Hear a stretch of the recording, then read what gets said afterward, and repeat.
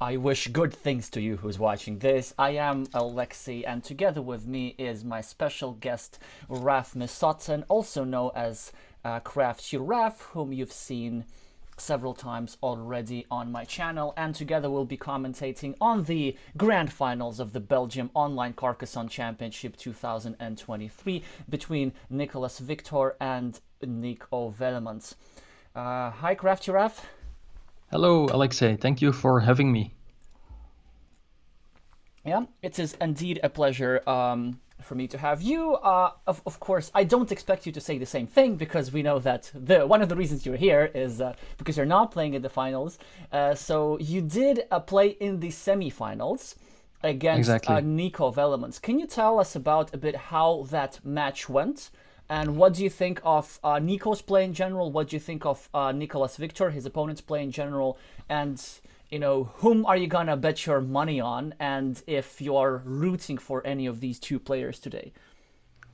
Whoa, that's a good question. First of all, yeah, I'm still a bit sad for my loss against Nico.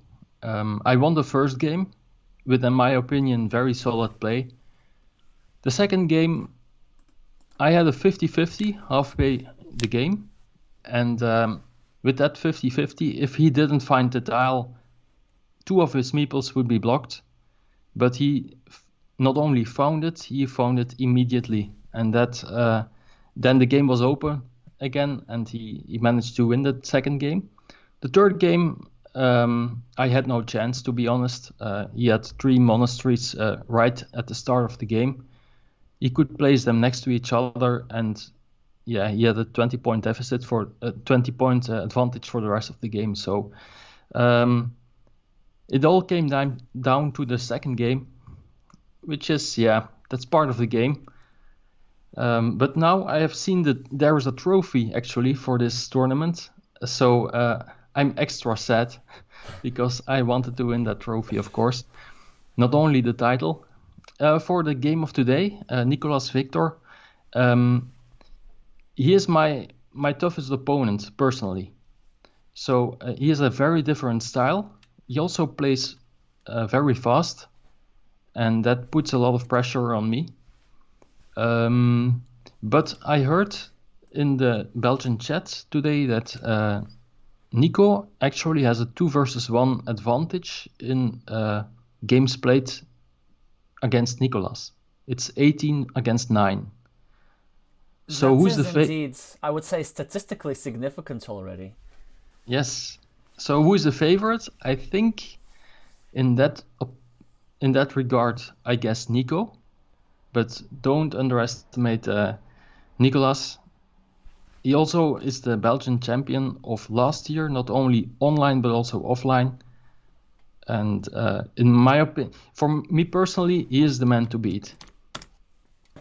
And who can win it for me? Of course, Nico Wellemans is also the team captain for Team Belgium.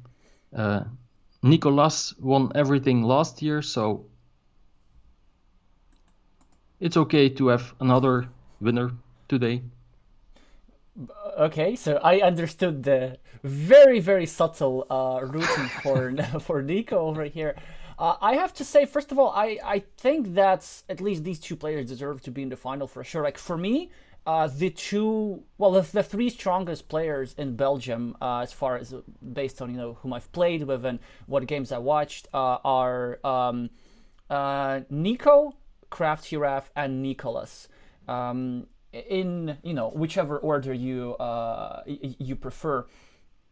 And also, it did seem to me that Nico seems to be in good shape now. He made some interesting moves in the second game of your semifinals. There was a very sneaky, like half-blocked city that also I thought that would, when I was reviewing the game, I thought it was never going to be concluded, but kind of gradually city cap by city cap, he managed to build, this kind of ball-shaped city with the big quadruple city tile in the center and 4 city caps surrounding it, and then like suddenly it was 10 points and a meeple back and some 4 points for a 4-point road that was surrounding it and a farm of tempo, and then and then there was suddenly this, what I perceived to be as a comeback. And of course, all of us remember, well, some of us remember his spectacular win with 1 second remaining on the clock against Catalonia in the World Team Carcassonne Online Championship. That was very sick indeed. So, One little thing. I think Nico is N2XU, not NX2U. oh, right. Yeah, that would make sense. I'm going to change that in a second. I appreciate your attention to detail, is something that I would need to learn a little bit. No problem at all. Yeah, so while I am correcting the spelling, can you talk a bit about that trophy a little bit more? Sort of, is that a physical item? Is that a participation in some other tournaments? Is that, I don't know, cash? No cash. It is. Let me see. I actually sent it to you via WhatsApp. It's a physical trophy, and it says Belgian Carcassonne Online Champion 2023, and also the winner, so the Belgian champion of 2023, can play with a special badge designed, as you can see, next to Nico, but then the champion version on your screen. So with the red devil. Oh, right. Does this mean that Gina has one now?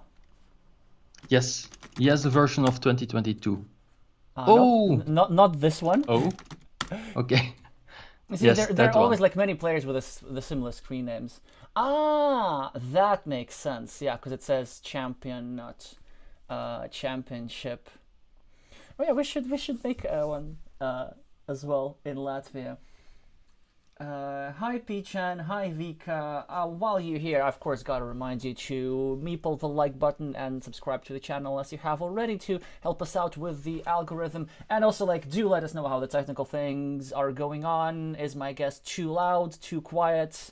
I hope everything is okay, because we did a lot of calibrating before the start, and I hope that things should be working. Speaking of interest, so one of the reasons I wanted to stream the Belgian Championship is there seems to be quite a lot of international interest for now. So it happens to be the last year's Belgian Championship happens to be my most viewed live stream ever, and recently it surpassed even the World Championship, or World Team Carcassonne Online Championship 2022 finals. So on some level you could say that the Belgian Championship is more important than the World Championship. Is that so, Raf? Is that something that surprised you? And where do you expect the main interest for this tournament to come from? I have no idea. I think, yeah, I really have no idea, because there are other countries with good players as well. Of course, we were sixth in the World Championship, but there was also a fifth country and a fourth, and the World Champion, of course. So it's a little bit surprising to me as well. I have no idea. Neither have I, but hope this year's finals is just as spectacular, and we're already underway. So Nicolas having the starting advantage, getting 2 points for a Rodin directly, and Nico immediately takes a city cap, leaving another side free. I know what you're going to say, Raf. I assume you prefer putting it to the other side, or do you? No, I think this, you mean Nico? Yeah. Yes, I prefer it this way, because yeah, otherwise he could, Nicolas could continue his road maybe with tempo. Yeah, that makes sense. So blue did not want to give green an extra point for a road, and we see that blue here, I'm gonna try maybe use blue and green more often than their players' names or their screen names to be to pretend to be a bit more impartial, and also because their names are quite similar. It's Nico and Nicolas. Perfect. As we see, blue is gaining an advantage here, and I would meeple the road over here to try and equalize green's road as well and create even more hurt for green. Blue is now going to be up 10 points, and all green will have to show for him will be a vulnerable road and a vulnerable city. But if blue does not meeple this road, then I think green will have a chance if green draws a straight line and place it right above where his current road meeple is. Then he'll be able to complete a 7-point road. But this is not going to happen because blue does make that greedy move with a 2-point road, preventing green from growing his road even further. Yes, it was necessary to put a meeple on that road, I think. Now, a curve could be interesting to grab a 5-point road at the left side. Exactly. And look at this move by green. This is an excellent move. So it may be not obvious to some of you, but this move actually indirectly saves green meeple, because now it restricts blue's road, and the only tile that blue can put in this square that's facing the city is a tile that helps Gina recover his road meeple. So in all likelihood, these two road meeples, the green and the blue, will be stuck there until the end of the game, and just green will have 1 more point, 3 versus 2. So this, of course, will not compensate for the 8-point difference that the players have right now, but it's already something. A mini accomplishment for green. I think I would have meepled the extender, because there's a shield on it, and there's still 3 tiles left that fit. And it's unblockable. That's brilliant, actually. Exactly. Yes. Yeah. Yes, and I think blue should now take advantage of it and meeple it, and it will be already 4 points. It will be 88% secure on one side and very secure on the other side. And blue could just make the first game a complete blowout if he doesn't get unreasonably unlucky. And exactly. Given that he's pausing now, it's something that he is definitely considering. Another move that he might be considering is meepling that other piece of city closer to the bottom side, where there are already 2 points. This is, of course, a less lucrative city now, but it could turn out into something interesting eventually, especially if one player gets one of the triangles and Nico instead goes for this. So now he does need 3 city caps instead of 2, but this city will be slightly more valuable now. The principle is the same, that the left side of the city, the one that is facing the green's road, is still unblockable. In fact, both these squares are unblockable. It's a fascinating geometry that we're seeing here. Yeah, I'm a little bit surprised that Nico went for this move, because it's rather easy to invade in this city. And we will see an invasion now. We will absolutely see an invasion now. So right that's here at the bottom. Yeah. So this is why the move with the curve that green did in their previous round, in the previous move, was so important, because green created an attacking platform for the city so that green could either prevent blue from completing the city or invade the city and equalize it. This just goes to show you that if you get unlucky tiles or tiles with which you cannot accomplish much, such as straight lines or curves, there's some crucial moves that you could make. And look at that. Now it is Nicolas who is using your suggestion and meepling the other city, which has slightly fewer points, but it is more secure. And this seems like the way back into the game for green. Exactly.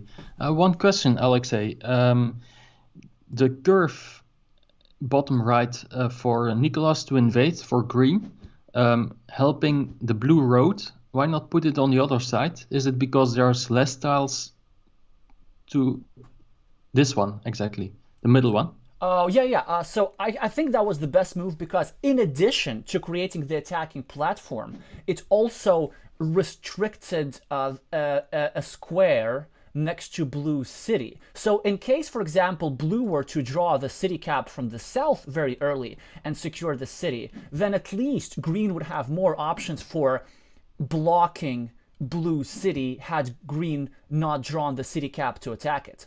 Speaking Yeah. of drawing city caps, green now just got the tile that he needed and is now preparing to finish his little medium-sized city here on the right. Yes. And I think green is in an excellent position. Although being 12 points down at the scoreboard. By the way, I forgot that my curve question. I forgot the order of the tiles. So I didn't remember that the other city cap right above that curve was already there. So Yeah, this this one one over exactly. here. Yeah, that makes perfect sense. Yeah, look at that, and that monastery for Nico. I think it's actually the best spot. So I would have been very tempted to place it in the 7-point spot right here instead of the 6-point spot right here. But this, of course, is much better because blue will get 1 extra point from when he completes this ring road, and then blue will get 1 extra monastery point from when green completes the city. Moreover, maybe green is not going to complete the city because blue is likely to invade, right? And also, I think blue kind of has to. Yeah, and there's still a big chance that blue can finish the monastery with another monastery, while in the other spot, that's impossible. That's true indeed. Although probably with this board texture, finishing your monastery with another monastery is maybe a bit of less value because there's still 2 good monastery spots over here. They're not very good for monastery with the road, but for the monastery with the field, like right here up top, it would actually fit green excellently to try and equalize this game. Then, you could build up your city, get an extra monastery point, restrict the square next to blue city or possibly complete it, and then later re-attack blue city. So there's still many options here. And blue goes for the city attack. And if he does connect here, and if he does get his monastery meeple back with the crossroads and gets 2 points for the road, it looks like he's going to be putting this game away. So if you ask me how green can come back to this, I'd say now it's time to start thinking about some blocking, and this is exactly what he does. Starting to build around the square, hoping to get 1 more straight line on the right and 1 more straight line below that, and try to make sure that these 2 blue meeples are trapped against this 1 green meeple.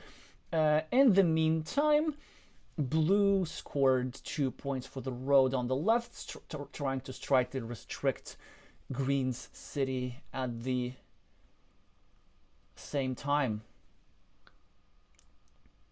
Yes, and I would now always place the curve in this spot exactly because you can block 2 spots from that point. Exactly, and it's not possible to defend both of these spots. Well, actually now, with this monastery, as much as monastery tile is great, blue cannot defend either of these spots. He can only defend this indirectly, taking away some tiles that do not fit, that would have otherwise fit the square. So for example, now green is not able to use a straight line for blocking, but green is still able to use a curve for blocking, so this square is still absolutely critical. Moreover, green is still able to use a straight line over here to create a 50-50 for this sensitive square.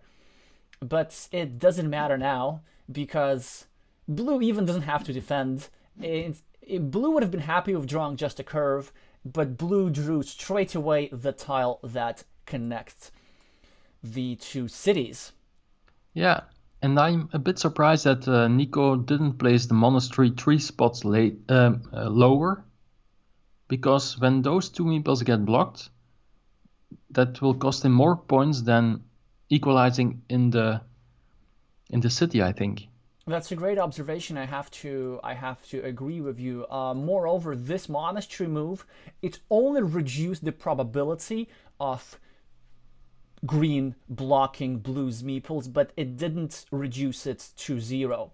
So now the probability of blue getting his 2 meeples back is 50% because there's 1 crossroad that fits here and it's still in the deck. And even if blue gets his meeples back, it will happen after a long time. But given the blues plus 14 advantage on the scoreboard, and already the 11 points in this area and 3 points in this area with this meeple still being live, does that even matter if blue gets his meeple back? At this point, I have to doubt whether there is a path back for green into this game.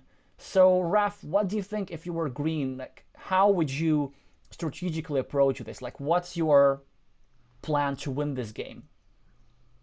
As green, I have a meeple advantage, 2 meeples, so I can spend some time or some meeples for monasteries.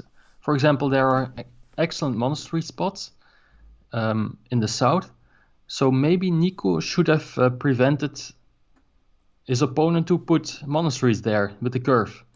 Oh, that's actually an excellent idea, to take this curve, put it over here, and take away this monastery spot. However, this would not solve the problem of the other monastery spot. Green can't wait to put an 8-point monastery tile over here with extra control on the blue's meeple.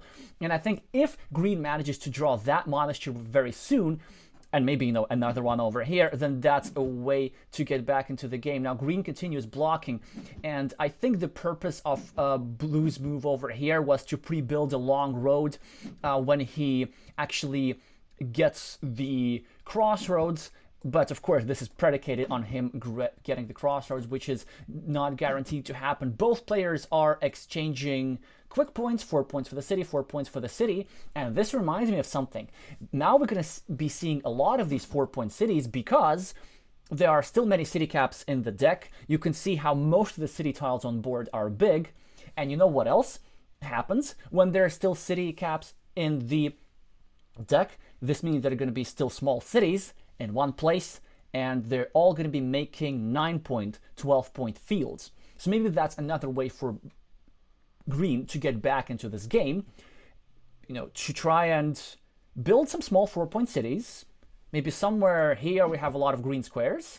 Now, this is why I prefer the same move, but over here, creating this field, and then try to meeple a 9-point field or a 12-point field. But it looks like this is not going to matter that much, because not only blue got his meeples back, he's going to get probably extra 2 points for the road, and now extra 1 point for the monastery, and extra 1 point for his existing road. And also, given that he now paused, he's now thinking of the extremely greedy move of meepling this 1, 2, 3, 4, 5, 6 point road over here, which, if you ask me, would have been an overkill, which is why blue thinks better of it. Possibly blue was also thinking this 6-point field, which has been created over here, which is why I think if you're green, maybe you're considering finishing your city, which is fine, but another thing that you could consider with this tile is try to create a new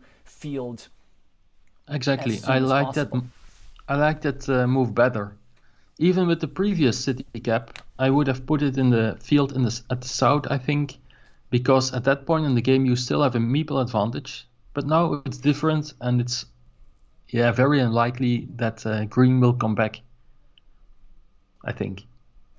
Yeah, I would have to agree with you. And look at that. So now blue recognized his advantage, and instead of saving his meeple over here, which would have given him a 50% chance of drawing the one remaining triple city with the road and getting 3 points more for the 4 points more for the city with a single move, and 1, 2, 3, 4, 5, 6, 7 points for the road. So blue could have set him up for a 50% chance at 11 points with a single move, but blue recognized that now 50% is not good enough. He better take the 3 sure points and now just consider chipping away with 2-point roads, 4-point cities. Maybe blue's not going to be bothering with the fields either, just trying to keep that advantage, the same way as when a football team is up 2-0, they just stop attacking and just keep passing the ball in their own side of the field. Yeah, I personally don't understand the blocks from Gina Gina, because the only way for him to come back is to have to win certain point swings, And the big city tile with the road is one of those, because you can score 7 points with that road. I think Chinagino had to wait for that move to get that road himself. Well, I think that move is actually fine because you see, the problem with this coin flip for green is that its expected value is not even.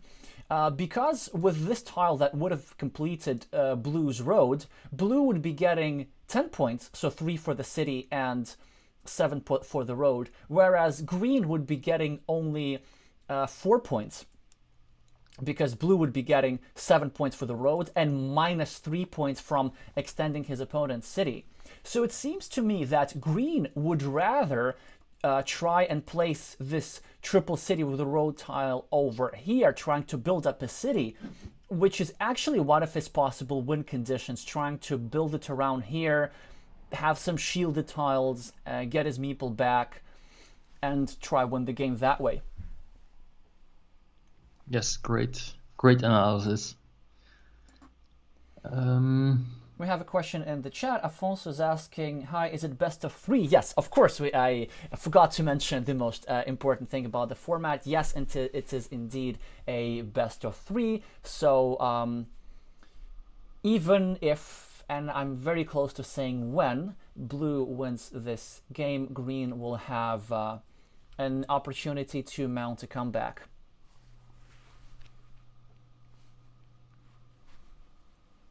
Yeah, blue is 24 points ahead, I think. And he has a meeple advantage. So green absolutely needs to finish that big city or score some back-to-back monastery points. But at this level, I think it's very unlikely. Yeah, blue can even take 6-point fields. Yeah, I like this move by blue. Not only is this a 6-point field, this is a potentially 9-point field when green finishes his city. And also this is one less field for green. So for example, if I were blue, probably in my next move I would place a meeple here. And then maybe get a starting tile, finish the city, and like place a meeple on one of these 2 fields, possibly on this one, then on this one. I would probably just start taking 6-point fields until I have 1 or 2 meeples left in my hand. Yes. And what to do with the straight line? Would you meeple the field bottom left? I would meeple the field just very bottom, yeah. Bottom, yes. Yeah, just very bottom, because I just don't see anything else. And also I would meeple specifically this field, because it is 6 points, but it's potentially 9 points, because there's still 1 starting tile available that fits in this hole, and then this city could get completed, and so this would add 3 more points into this field. Moreover, whoever gets the starting tile can complete this shared city and drop a farmer in one of these 2 fields with tempo. Exactly. So look at that. Blue wins another coin flip, but now it does not matter that much because green took care of the block, and so we will still have some fighting to see in this game. Not only that, but surprisingly, with such a beautiful tile, blue has, I was going to say no actionable moves, but then I saw this only piece of road. In this gigantic map, there's only 1 piece of road sticking out, and of course, blue closes it down and takes 2 points.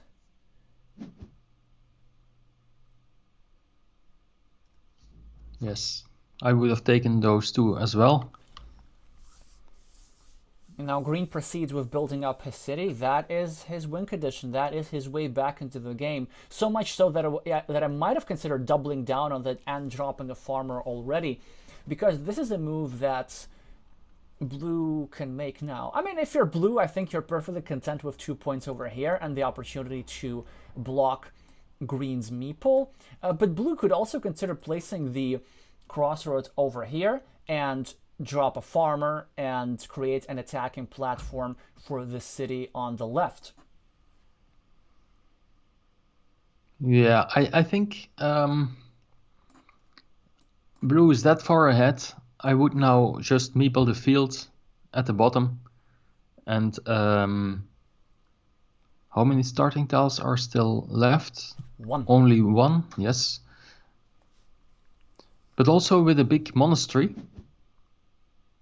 Imagine that green finishes the big city with a monastery there.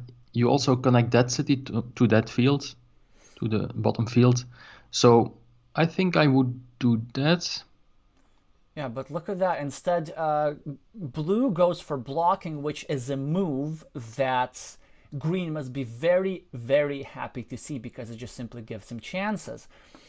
I mean, it's definitely an okay move, trying to sort of block over here, but let's say if green gets lucky and gets the triangle very quickly, this will be just some wasted points. And look at that, the dream tile for green.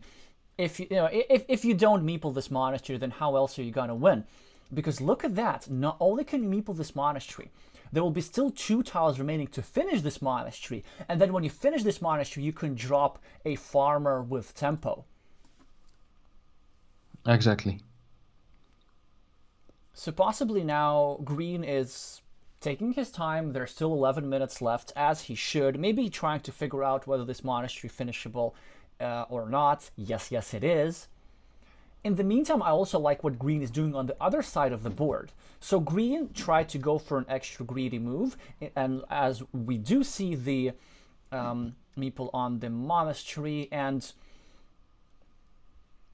yeah, that's a good move. This is now permanently blocked. excellent move here by blue. So green does accomplish one of his objectives, but not the other. We don't see a meeple on the field. I'd say somewhat surprisingly. Although there will be more fields to meeple, but actually not more. There are 3 fields left, and so I think the way you'd still try to fight as green, you meeple this field, and then you accomplish what you've been setting up. So this move with the curve, I didn't quite go into detail on. I think it sort of happens a bit quickly, but this is an excellent move. Like green is setting up to not immediately drop a farmer, but he's setting up to finish a 4-point road and then drop a farmer with tempo. Exactly. Unfortunately for green, he's not getting any curves. He was getting a lot of curves at the start of the game, but now, even though there's still 3 of those left, it's really a high time that they start dropping. Yeah, I would take a 6-point field here. Exactly, my thoughts exactly. So if you are blue, there are 3 6-point fields that you can take, and there are 12 tiles remaining. There are 3 meeples. With 12 tiles remaining, having 3 meeples is a huge luxury. You gotta start spending them. And then I think the best field to meeple is this one, the rightmost field, so that you take away the tempo move away from green, because then when green finishes his road, he will just take his meeple back, but he will not be able to drop a farmer. Exactly. That's the best move, I think. What's the point difference? You are way better at this than I am. At Are you counting sure? points. Absolutely, yeah. So I do tend to make quite a few miscounts when it comes to points. When it comes to tiles, much rarer so. But I've noticed that in your streams, for example, when you do... Oh, we're going to talk about your streams in a break, during the break a little bit. But especially when you have your Carcassonne intuition training, you would seem to calculate points quite quickly. And, we'll talk about this later. You take over for me. I need to take care about the thing that I always need to take care about. Okay, no problem. So let's count the points. At the fields, or at the board, blue is at +6 for the field at the top, +10 for the big city. The roads, they equal out. Same points for both players. Same goes for the big city at the bottom. So blue is at +10 and also a 6-point field, so +16. So that's 77 for Nico. And Nicolas has 1 point, city at the top. 2, 4, 6, 8, 9. That's 10 points. Only 10 points. So 49 against 77. That's 28 points difference, I think. And with an equal meeple count, it's game over.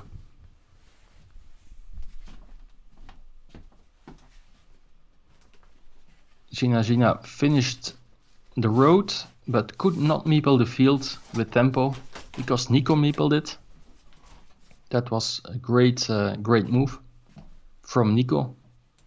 And Nico now has a Dorito with a road. Alexey, can you... your screen is frozen, it seems. It's not frozen. I turned it off. Okay. Oh, are you talking about like my my actual game? Yes, exactly. Okay, now it's okay. Yes. Yeah. It's just this thing. No problem. What to do with that Dorito with the shield?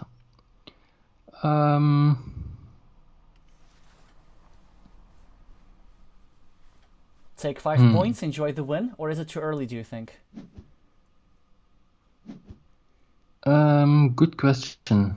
Well, blue agrees with me. Going for the greed. Yeah, it was 28 points or so. I'm good at counting, but not at remembering the difference. Yeah, blue is ahead by a lot, so 5 points will do the job.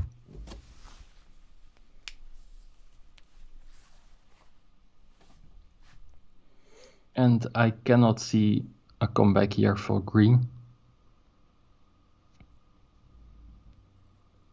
In some games you could try to take over some fields, but in this case there's only a few 6-point fields, not a 30-point field, for example. So I think Nico played it very well. I have to say so. I mean, the tiles also helped, but Nico made sure that he was able to take advantage of the good tiles and use them reasonably greedily, but also profitably. Speaking of this field, we can go back to this move over here. So I mentioned that I think a much better move for green would have been to try build this city not over here, but over here on the right. And now imagine this whole construction of these 5 tiles being not here, but here. Then there would have been a 12-point field, potentially a 15-point field to fight for, and more chances for green. So it's a small thing, but I did think it may have cost green a couple of percentage points in this game. I think so too. Because the idea is that when you're behind, you want there to be big features to claim, you know, big cities, empty monastery spots, coin flips that you can win, big fields that you can win over your opponents, and things like this. And when you're ahead, you want to make the game dry and lock it. Exactly. And I think that meeple from Nicolas at the top, I don't know if that's the best, because still 3 tiles for Nicolas for green to play. And I think with every move you have at least 3 points. Or am I mistaken? Which meeple are you talking about? At the top. This one? Yes. Oh yeah, that makes sense. I would have done the same. Because so not meeple the field. Oh, no, I would totally meeple the field, because like what else can you do? I think let me see how many crossroads there are. One, two, yeah, like all crossroads are out, but maybe there were some other quick point tiles, because like when you do this calculation of, you know, how many meeples, of course you want to spend all your meeples, but you don't want to spend more, you know, the meeples that you don't have. and maybe green thought that he could make some profitable meeple-less moves. So for example, green would have one move, well, not anymore when this is blocked, but like green would need to spend one move of equalizing these fields. So this is how you gain 3 points, equalizing a 3-point field and a 6-point field. This is how you make a 3 points without a meeple. So I assume that's why he dropped a farmer, so that he could make these profitable meeple-less moves. Yeah, great point. Great point. And interesting, now it kind of doesn't look that bad already on the scoreboard. You know, it's like minus 18, but then green has the bigger ruin. But the problem is that there's just simply not enough tiles remaining to pick up all the features. And blue, having gotten his 2 meeples back with this crucial crossroads, just claimed all the field and would not let green do anything about this. And another, I think, very strong move from blue over here, taking away the opportunity for green to take this field. So like green is saying in the chat, again, my move, but there were, I think, plenty of chances to take this field a little bit earlier. So for example, when finishing the monastery. Exactly, but with that move at the bottom, I think that's 100% win for blue. Maybe that move was earlier winnable, but yeah. Yeah, probably it has been 100% for a while. But still, it doesn't matter. Like, you gotta play on, you gotta still keep making the best moves, and that's what green is trying to do. So for example here, green goes for the greedy move, which I like, assuming that there is at least one city cap remaining, so that on his last move, or better on his penultimate move, he can finish the city, get the extra 3 points for the finished city, get the 3 points for this farmer, and drop another farmer to score 3 more points. So he's in fact setting up for a 9-point move with a single tile, but he does not get it. Yes, and there's a question in the chat from Edgar Townsend. My question is from the beginning of the game when blue had 2 meeples in the right bottom place. Ah, your question. But what is the question? Yeah, I don't think we have another question from you. Tom is asking, what kind of mechanism did you use for dropping the drape? Just good old-fashioned gravity. We were joking in the Belgian WhatsApp group. They were asking when does the stream will go live, and I was joking that 15 minutes before the hour, and then the drape will drop. I will talk for 5 minutes, and then the games will start. I'm sorry.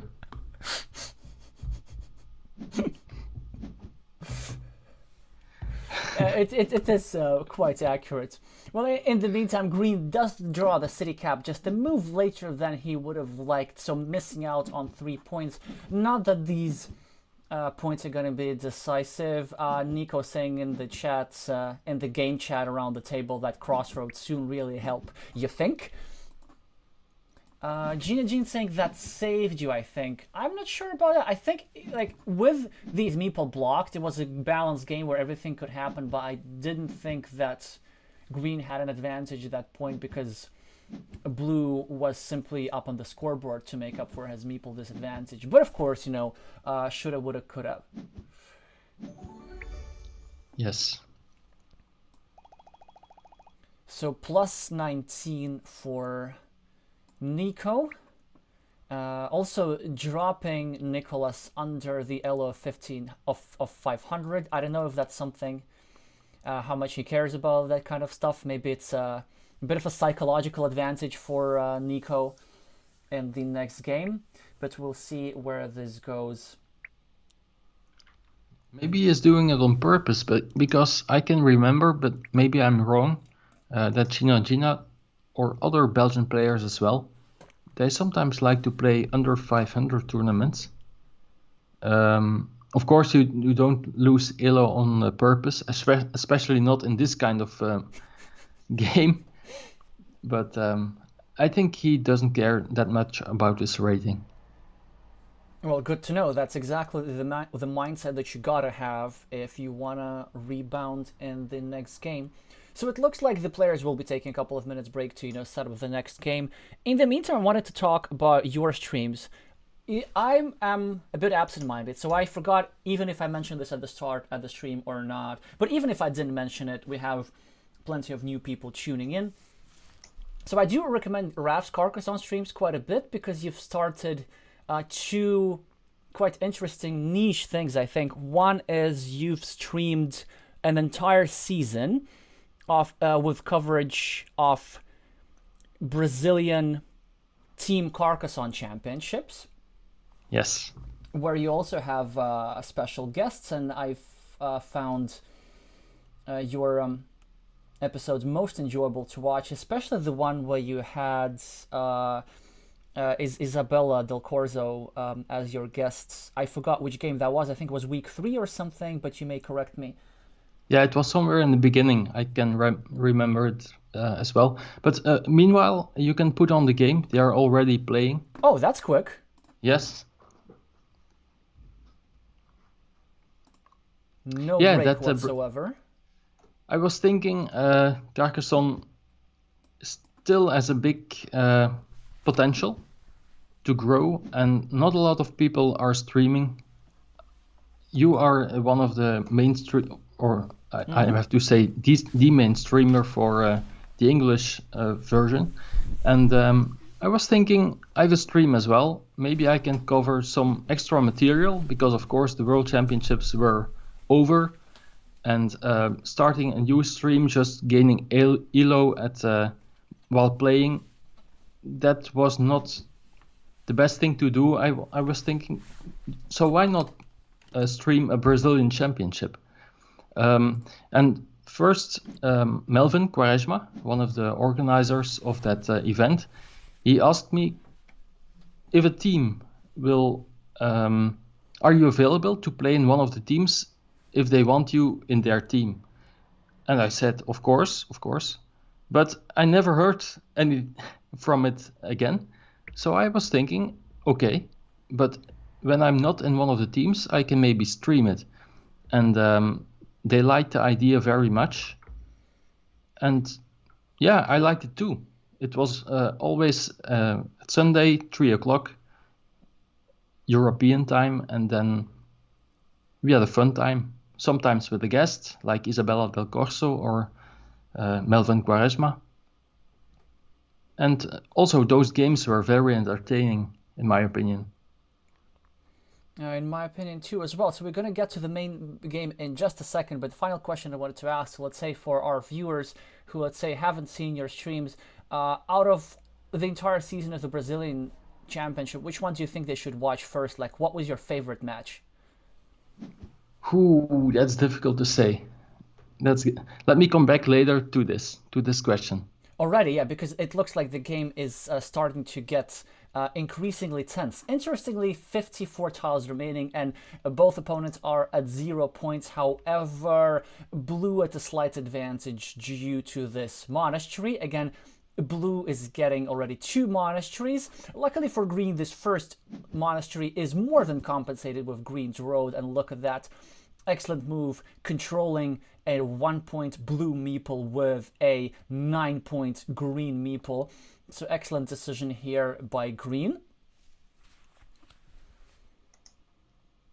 Interestingly, in the chat, the players seem to be calling monasteries breweries.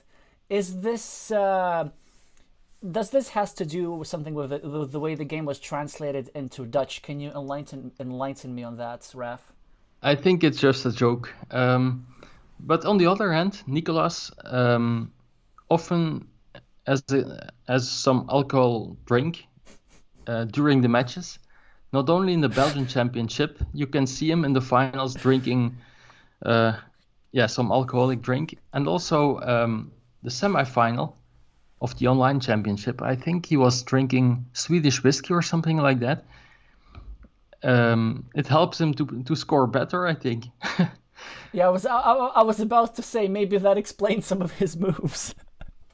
Yeah, yeah, and Nico was actually also trash talking a bit about that. Let me recall the WhatsApp. Nico certainly doesn't come across as a player who trash talks, so I'm finding out something new.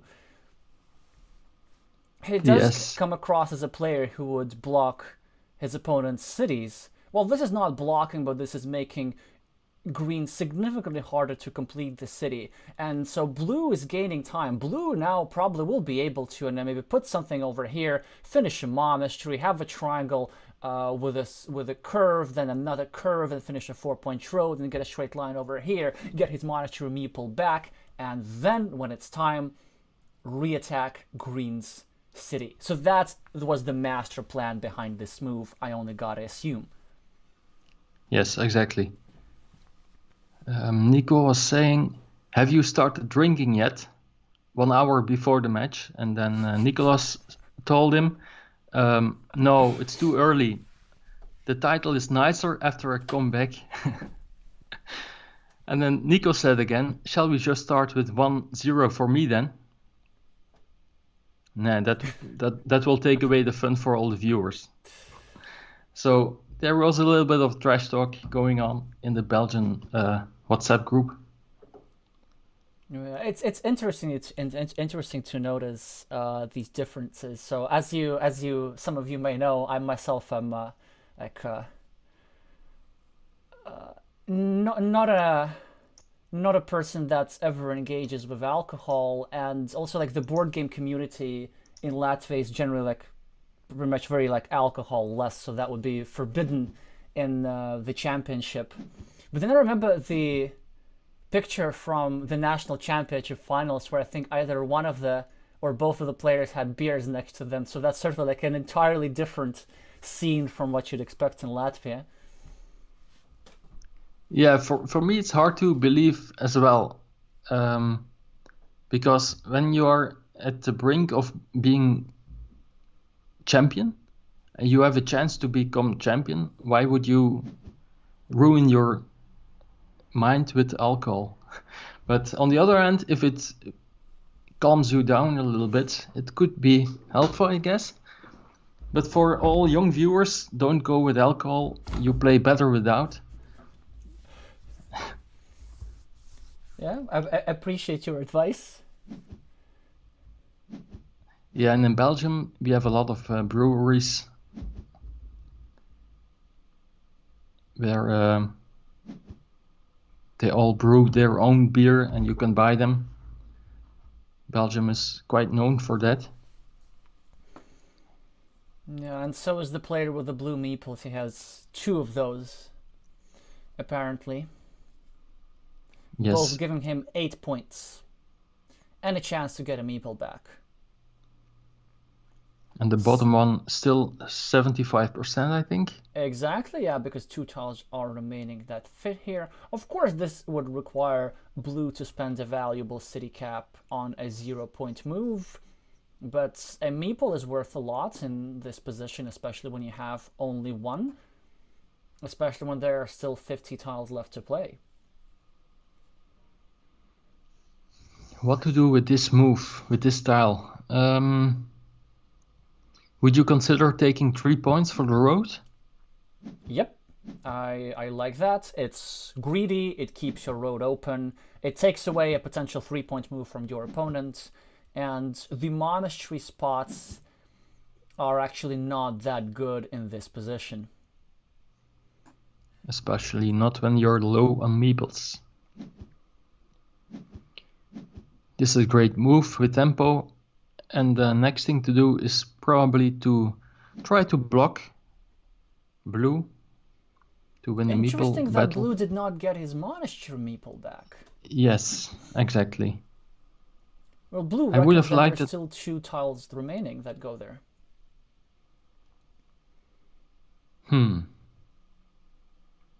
By putting the tile there, at the top, you also give green 1 point. So the only benefit is you get a meeple back. While with this move, you get a meeple back and you score 2 extra points. Yep. But on the other end, your opponent, you could get the meeple at the south back with other tiles as well. Precisely, yeah, that was my thought. However, there's also another concern. You know what I think blue's concern might have been?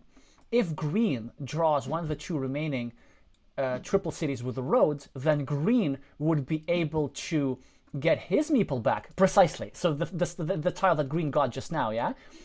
And then green would finish his road and make blue's meeple quite vulnerable. So he could get a meeple back for himself, but not give a meeple back for blue. But now he's going to need this tile for something else. And it's interesting. Do you place it over here?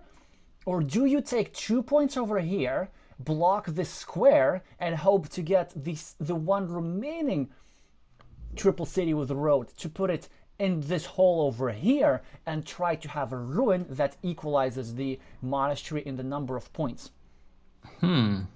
This is something that green must definitely be thinking about, because green is doing quite well. He's 11 points ahead of his opponent, and yes, blue still has a lot of points, 16 points on the monastery meeples. But I'd still consider that green has an advantage in this position. Yes. I was even considering putting it at left, because there are still 2 dividers. Yeah, okay, but maybe that was not the best move from me.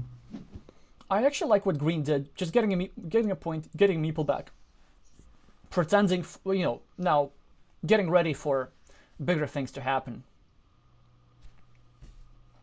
So I assume a natural move goes well over here. Yes, because you also can use a straight line to block the monastery from finishing. And now maybe you don't even have to block, because that's the point. If you put this tile over here, now blue, if he draws a starting tile, he actually cannot finish his monastery, because there will be always the threat that green finishes his city on the next move. So in order to get his meeple back, blue would need to block this square first and only then get the starting tile. So this does significantly reduce his chances of ever getting his meeple back. And if both players play it correctly, I was about to say that it should be the case that neither of these players are getting their meeples back. So now blue has the advantage in his mini battle. He has 8 points over here, whereas green has 4 points over here. However, green still has the chance to equalize. And the dream tile for green is a triple city, especially with a shield, because he can just put a triple city over here and then have some more squares to continue. Maybe then he has the one remaining triple city with a road, so you're going to get 2 more points for the city, 2 more points for the road. That's already 4 more points. And look at that, suddenly this ruin is growing and growing and growing, and then maybe you can get a quadruple city, or maybe your opponent can get a quadruple city, and there will be no squares left where your opponent can put, and so your opponent can be forced to continue your ruin and give you 2 points. So you see, this is actually how I think about the games of Carcassonne. Like, the moment I see a move like this, I would run a scenario like that through my mind. Obviously unlikely, obviously it's not always going to happen, but sometimes it is going to happen. Yeah, great analysis. And also, I think a great field meeple. That field goes all the way to the left as well. Exactly. So 1, 2, 6 points already in the field, a third city for 9 points, just 1 tile away, and 2 open city caps with quick completed cities. This field can grow to at least 15 points.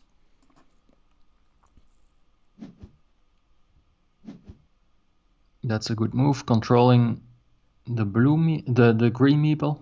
I'm confusing the colors as well. I'm so sorry that this is contagious. No problem. And now, yeah, with tempo, great move. And you should now start attacking the field, maybe, but not with this style. Yeah, it's just 4 points probably over here up top, also creating an unblockable attacking square. So let's say you finish the city, your opponent finishes city, you drop a farmer somewhere here up top, then you take a straight line and drop another farmer, and then you connect two farmers through a curve at the same time. So this is the kind of wishful thinking that I'm going to have as well. And it is still possible to accomplish because there are 4 curves remaining, and some of that must be going through Nico's mind for sure. But I think the main thing that is going through his mind is which 4 points to take. The upper 4 points or the lower 4 points. What do you think, Raf? I would go with the upper. Because from that tile, when you place a tile there, you can build to the right as well. And that Exactly. slightly blocks that square that the green needs for the monastery. Yeah, so it creates a platform to attack this Exactly. sort of semi-sensitive square. It's not sensitive yet.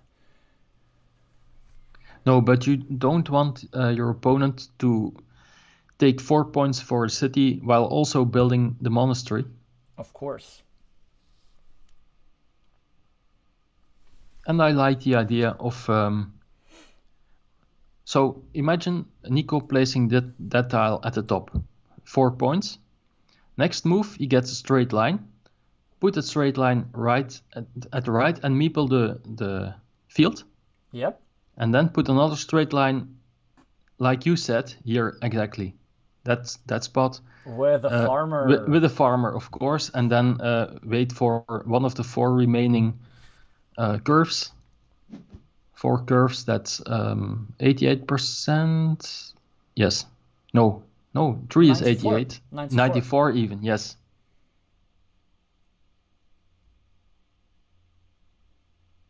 Instead, he goes for a counter field. Okay. And that's certainly interesting. I'm not sure how much I like that, and here is why. Because the meeple situation is the same, typically you would go for a counter field in some imbalanced games, for example, when you're down on meeples and when your opponent has already invested 2 meeples in their own field. Because it does seem to me that blue would have to end up fighting for the main field, whereas he will have fewer meeples because he, does not have, because he has a smaller field over here. Which is why, actually, if I were green, I would consider not getting a meeple back, because this move was worth less than 0 points. Actually, it was worth -1 point. So it does give green a meeple back, but you give your opponent 1 monastery point. You get 3 city points yourself, but you immediately give 3 points for your opponent's field. So if I were green, I would probably just meeple a city cap next to my monastery and make an 8-point move. Yes, me too. If you do a quick point count, green is at +1 at the left, -7. This mini battle? -3. Yes, exactly. -3, and then he has a 9-point field, so he is at +6, +13, +6 again, equal. And at the bottom, is it a shield or not? I don't think so. At the bottom, there's a shield, yeah. It is. So I think the score is exactly equal at this point. That's awesome. Well, except green has an extra meeple. Exactly. Temporarily, blue will finish a city in all likelihood. And I think blue is actually thinking to greedily put a triangle over here, which I would not do. If I would blue, I would always be meepling the city cap, cleaning off a city cap from your opponent's field, and also threatening to finish the city over here with a farmer and a block on the monastery. Yes, but maybe he is thinking putting this one at the left and meeple the field to invade. One more field. Maybe he's thinking about that. I'm not a huge fan of that because No, me neither, but yeah. yeah. I mean, it's something that you should consider for sure. Yep. Okay, he goes with my move. I like that. Gets a little bit unlucky. That green gets the city cap for his restricted spot sooner than blue gets the city cap for his unrestricted spot. But I still think it's a good move, and in all likelihood he will finish the city, and even if he doesn't, at least he made sure that his opponent will not be able to score 7 more points. Now, a difficult tile to play when you have only one meeple, but I think there is a strong move over here in this position. Yeah, of course, you could always take 2 points for a road, specifically for this road up top, because it also makes your city less vulnerable, because it blocks the square for the creation of an attacking platform on this city. Believe or not, this also adds to the percentages. But another move that you could definitely consider is indirectly meepling this 6-point road. So you place the city cap over here, you meeple this road, and you're 1 curve away from getting 3 more points for the road and getting a meeple back for both you and your monastery. So instead, blue goes with my first suggestion, which of course it is quite reasonable. But then there is also the risk that if green gets a curve first, he'd be able to finish his monastery and meeple a 5-point road immediately. Incidentally, this is also exactly how you want to meeple this monastery. Of course, it's great to finish a monastery with a monastery, but if you can finish your monastery and at the very next move meeple something else, like a 5-point road, which is 1 tile away from completion, or 2 tiles without a road end, because you can take advantage of this existing road end over here. Curve, curve, straight line. Try to imagine that. But none of that happens because green does not draw a curve, and instead green goes and tries to attack this city, which in all likelihood is going to be a ruin. Still plenty of triple city tiles available. There's still 6 of those, and even if green gets just 1 of them and nothing else, this ruin will be worth already 9 points, which is like a small field, and green decided that in all likelihood it is going to be enough, which it will be. Another interesting consequence from this move is that by attacking this city, green is taking away from blue a field connection opportunity, because now blue is not able to put a triangle or a splitter here and drop a farmer. And in fact, this 12-point field that green built with 1 meeple is now entirely secure. There are now no attacking spots whatsoever. Yeah, And I think blue missed a huge opportunity. Like you were saying, put the crossroad to create a 6-point curve, but put it with the field to the left, and with a single curve you could connect fields.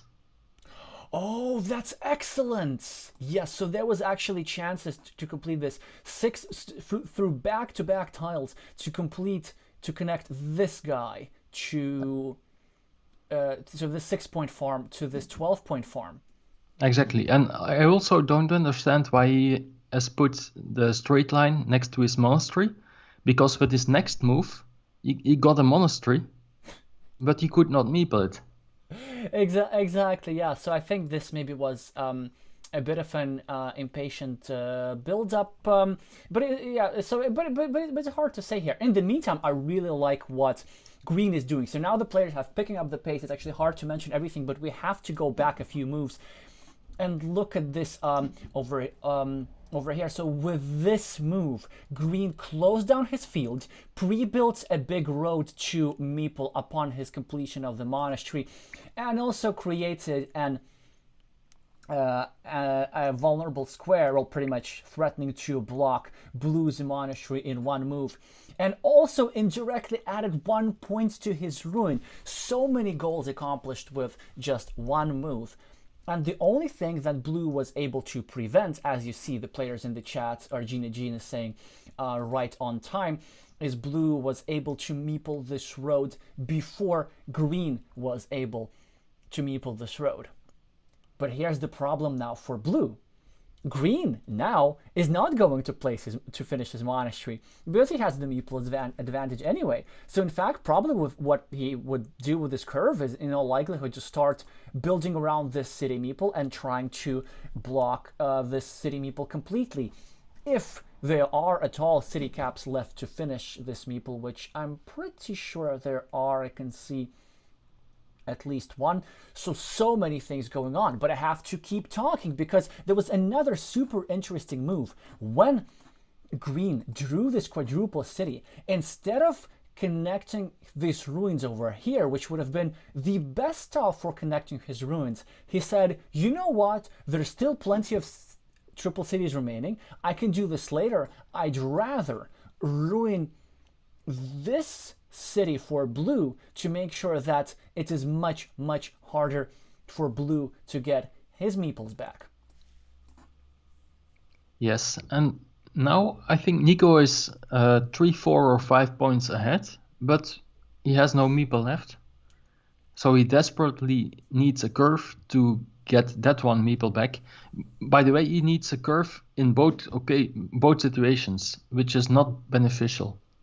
Exactly. You want to make sure that you need the same tile, that you don't need the same tile in all places, that you need different tiles in different places so that you can take advantage from different tiles. And also it doesn't help for blue that green drew an important city cap. Not only it was one of the city caps that blue needed to complete his city over here, something that he would like to do very soon, but also it's a city cap that helped green secure his own city, which was about to get broken and now is going to get completed, and now it will be very hard for blue to get back into this game. Exactly. However, what blue has going for him represents a very interesting fact about Carcassonne. When you're unlucky, when you don't draw the tile that you need, sometimes that means that you draw the tile that your opponent needs. And he has already drawn multiple triple cities, which of course green wants to put here. What if he just draws all of them and green never wins this ruin? So it's certainly something that blue would be happy with. And even now he has two opportunities to productively use this triple city. One is just to give up on this city altogether, say, okay, it's never going to be completed, and just add 1 point to himself. And another opportunity is to place it over here and to block the blocking square for the square that he needs to complete the monastery. So still superficially useless tile, but I'm sure blue will find something productive. Yeah, I like your last move. I like your last move a lot. I was thinking about that too. So block the blocking square, because I think still 2 curves remain. 4, 5, 6, 7. Yeah, two simple curves remain to free the monastery. And even in some scenarios, but maybe this is a bit far-fetched, you could still connect both fields. With a curve to finish the long road, and then with a loop at the top. Ah, I see what you're thinking. So fields. Yeah, that's great. You seem to be like today very excellent at seeing these back-to-back field connections. That's something that I think many players struggle with. So you're probably speaking of this tile that green just drew. Had Yes. blue drawn it, then there's an opportunity to go here, then here, then here, and with some more curves and extra value from 4 points for this road, you can make these connections. Well, that's certainly interesting. Green is trying to invade this 6-point field through an unblockable square, and also pre-building a 6-point city that only green can claim because the green is the only player with the meeples. However, in some scenarios, what happens is that like the other player gets a meeple back, and then they also are the first one to draw the city cap, and so you end up losing that 6-point city. Yeah. What do you think about this move by Nico, by the way? So he did not continue either of his cities. So is he genuinely hoping that he'll be able to complete both of them? A good question. I just can't see how blue can complete both cities. So it does seem to me that like you sort of got to give up on one of them and say that it's going to be a ruin, and that's fine. I think I would not give up on the bottom one, although I'm not properly tile counting at the moment, so I don't know if the left part of the city is still finishable. It is not. It is not. It is not. Well, it's only. It requires multiple tiles. So there isn't a city cap that goes here, but there is a regular city cap plus a triangle with a road, which is 2 more tiles, which is. Well, I'm not sure you even have such a number of tiles remaining. Yeah, in that case. By the way, he used a large city. He basically wasted a move, I think. Oh yeah, this one over This one, here. yeah. And as a result, this meeple could come in very easily. Exactly. And that's it. This is the coin flip that wins green the game. Just taking this 8-point city will absolutely solve it, and it will be very, very hard for blue to think of something. Well, Yeah. as a consolation prize, the thing that I told you, it happens. So blue drew all the triple cities. Not that he has a lot of use for them, yeah, but still, at least he's not going to lose this ruin. So that is fascinating, in fact. And by the way, green has nothing to complain about because, yes, he's not going to win this mini ruin, but blue drew so many tiles that he did not need that it gives green just enough value. Yeah, exactly. Let me do a proper count. Please do. You're, as I said, I think much better at it than I am. Yeah, but it's hard without a cursor to show it on screen. So at the left is +3 for green. With the monastery for blue, it's +5 for blue. +4, no? Plus, there's a shield. yeah, okay, but I was counting... you're counting the totals, okay, yeah? Yes, I'm counting totals. I'm not gonna interfere with the counting pro. I'm just going to... yeah, hi Elias, hi Kirillo, who already calculated for us that the difference is 15 points. I'm gonna trust him. He's a very strong player. Also, incidentally, if you saw my recent post about the Ukrainian technique for fighting against your opponent monasteries, that was a position from one of his games. So 72, 87, what Kirillo is saying. Yeah, hi Elias, good luck in your Mind Sports Olympiad tournament. The Mind Sport Olympiad, by the way, has the Mind Sport Olympiad Grand Prix, the online event, has already started, and there is a Carcassonne events in late February that I'm absolutely going to hopefully not stream. I'm gonna participate in it and hopefully be in it until the end. But if I get busted early, then I will stream it indeed. So there will be something happening regarding the Mind Sports Olympiad. In the meantime, blue is going on all in on a 9-point field, which interestingly, I rather like this move because it puts green in a difficult situation. So, do you try and take 3 points and restrict the square, but also give blue a meeple back, or do you just give up on this and take 3 points elsewhere? So that's an interesting thing about spending your last meeple, is that sometimes it disincentivizes your opponent from making moves that give you a meeple back, even when these moves will give you some points. So now green says, you know what, I'm not afraid, you can have your meeple back, what you gonna do with this? Well, maybe blue is going to say, I'm gonna try finish my city, or maybe blue is going to say, I'm gonna try build a new city over here, which I rather like. You gotta do something mega risky, and so that's his risk. So I think he's hoping for the tile that green just got, and green can just like add insult to injury and just go and share the city, basically. Because I still believe that there are 2 triangles with a road remaining. No, you know why I'm wrong. They're not. Yes, I'm correct. There are 2 of those remaining indeed. So that was blue's win condition. That was what blue was hoping for. Yeah, and now it's impossible to finish the city.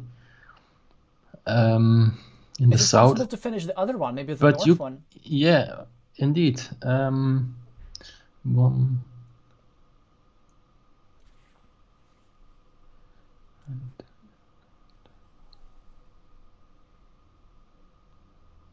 No, I think all city caps are gone.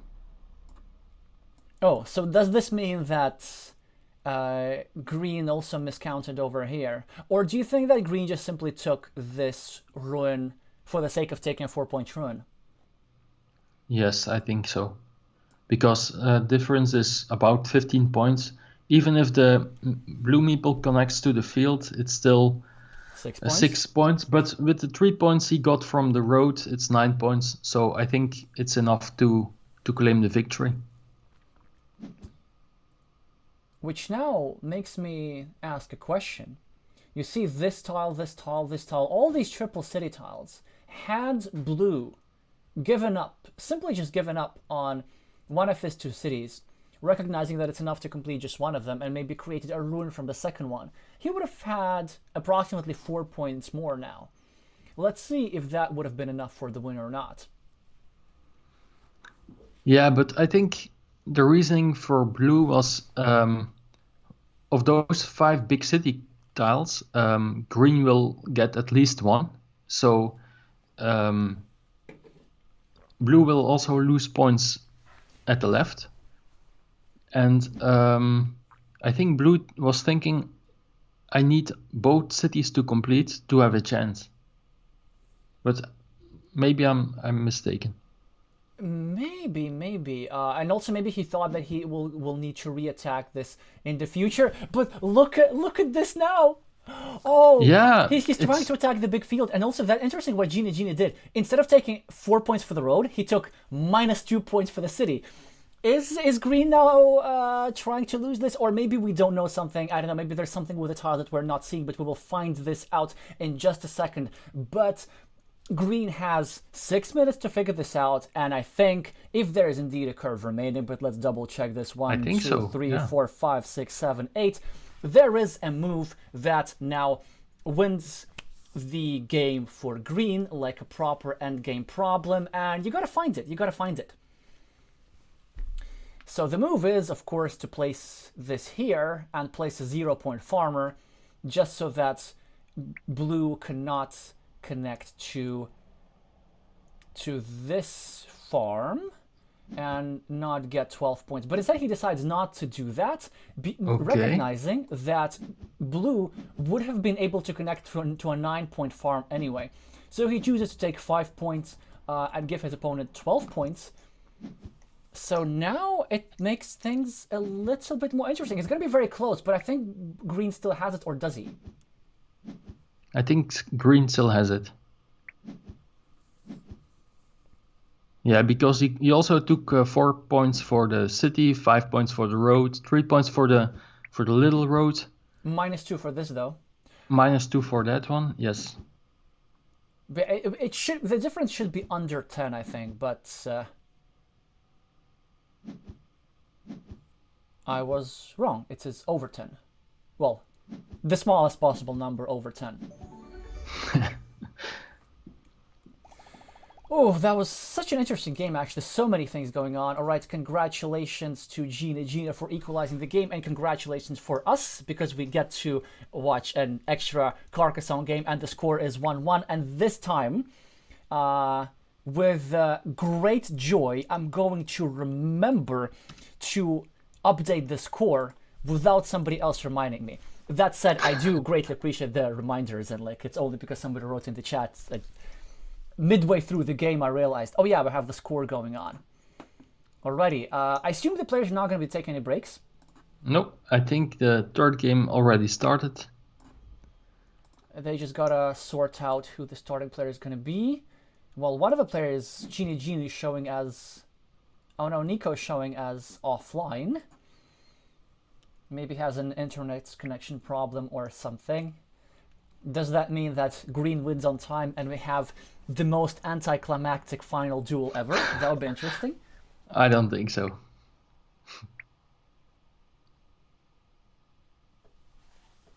They're still talking about previous game. Nico was saying that he miscounted one of the tiles. Oh, that makes sense. Maybe he thought there were more tiles left to finish the city. But also it looks like green miscounted one of the tiles as well, as Afonso is pointing out in the chat, because that's probably what explains the moves of taking minus 2 points instead of 4 points. And we have an opening where green gets a slight advantage. So he got the first city cap, he got the second city, he's probably going to finish it, get 10 points. And I think blue is getting a bit too desperate here. Like, it's only the start of the game, you don't need to make a 0-point move. So, just a quick opening lesson over here. Basically, I think doing something like this is negative expected value, because it just gives 0 points. You don't need to start like chasing your opponent around. You can just continue your road, get 1 more point, be at -7, and do something later. However, now, yes, there we go. Excellent move, absolutely excellent move by blue. Not only is he dropping a reasonably early, but decent farmer, which will likely be worth it, but he's also, well, almost securing his road for himself. Actually, Yeah. now they're flipping for a curve, and if green gets the curve first, then green has a huge advantage actually. So blue has just have to pray. Yeah, I would meeple the road instead. Would have meepled the road instead of the field. I agree. Yeah, actually, I think this is one of the cases where you build the road with 2 meeples. It looks counterintuitive. It looks like something that a beginner, like a 100-rated player would do. But in this case, that was in fact correct. And I wanted to point this out, but I felt bad because, like, very often I tend to criticize players a bit too often in my stream. But it's easier to say from here when I'm not the one playing. But anyway, but you're completely right. And you see now, the advantage is real for this one. Now, of course, green will start restricting the city, or green could just not bother and start a 2-point road. Or maybe, oh, I like that. Yes. Do you know what this move does? Yes, restricting the field. Exactly. And also taking away a monastery spot. Well, taking away 4 monastery spots. 4 of the spots 6, out of yes. 6. Remember, actually, maybe... So this move, like, looks very good, but very often I notice at the beginning of the game, they just, like my opponents somehow ends up expanding their field later anyway. Because, if blue gets a monastery with the road, they're just fine. They have 7 points, and they have loads of green squares. And now probably have enough green squares anyway. Yeah, players are playing very quickly. I think that Gina even forgot to meeple the splitter tile a few moves back. I don't think so. You mean this one? Oh, this one. No, this one, he forgot it. He also was saying it in the chat. No idea why I didn't meeple that. Oh, no. Yes, so it looks like Nico's pre-game trash talk might have been justified, it seems. Yeah, exactly.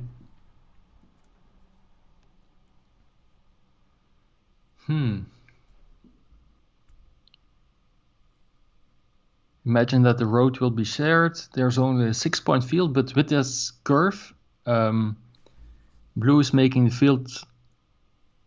Blue is giving the field a little bit more potential.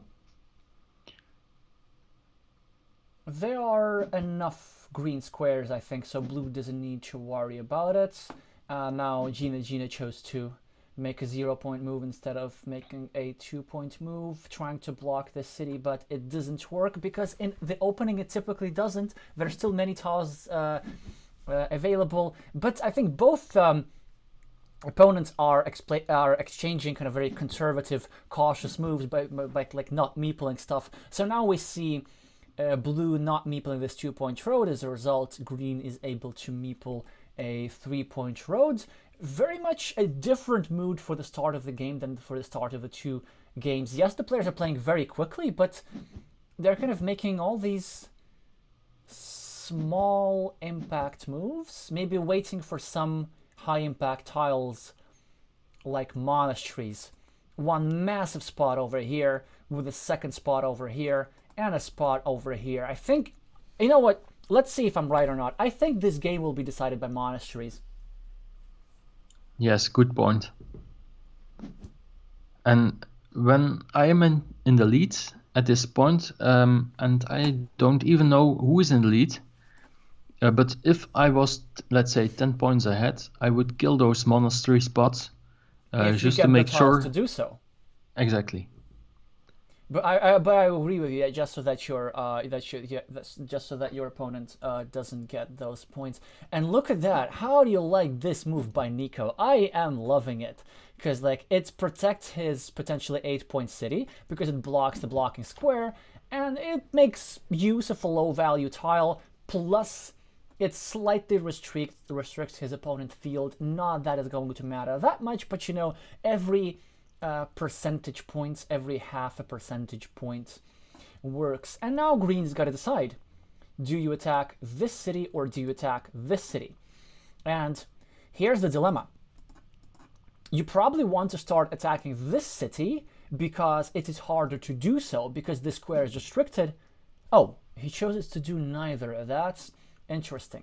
On the other hand, you want to attack this city because this city on the right, it is in your opponent's field, and you definitely want to prevent your opponent from completing cities which are in your own field. But now that's what blue did, and I guess blue has the advantage now. Yes, I would even consider a second meeple, maybe even in that field. Not the worst idea, actually. Or is it too early? I think maybe it's a bit early, and also one of the reasons is, so let's say your opponent gets a second farmer, there's one more spot for you to drop a second farmer as well, and then you have a 2 versus 1 majority, and then this is closed. But let's say if I were to get a city splitter or something, like especially Tapa Ortogonales, not the horizontal one, not this one, but the one that we do not have in the game yet, I would consider it like as blue, then dropping it here, dropping another field meeple. Yes, and with the previous curve from Nicolas, he's trying to block the big city from blue, but he could also put that curve at the right and now connect those roads. If you so with the previous curve, put it at the right.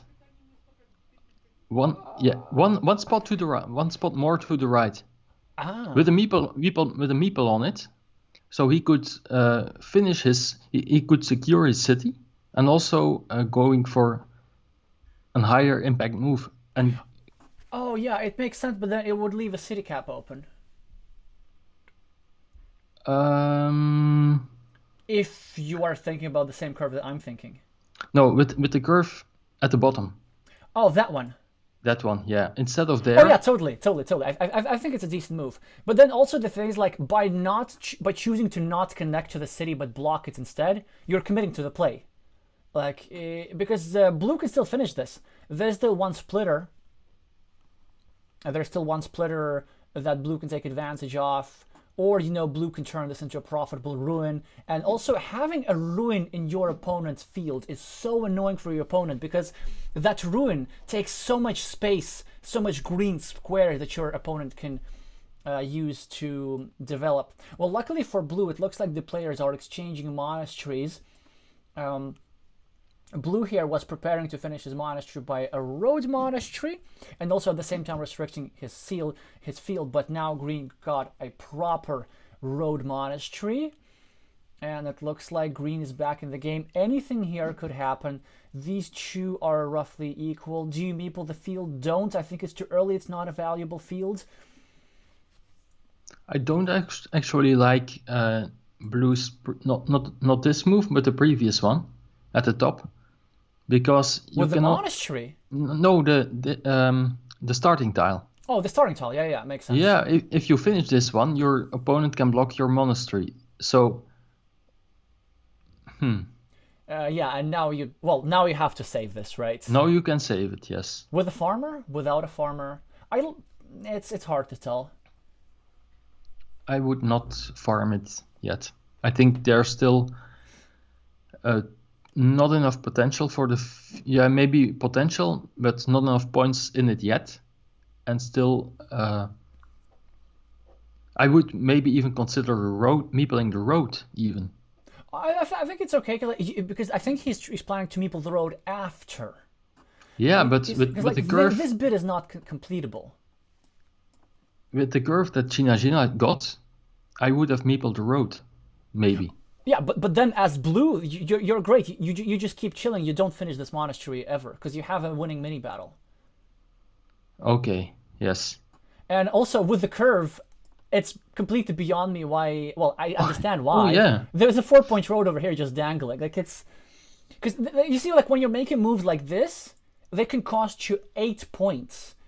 So 4 points which you don't take, plus 4 points that your opponent takes when they take a curve, which they are more likely to do than you do. So and also the things like you can do this with a straight line.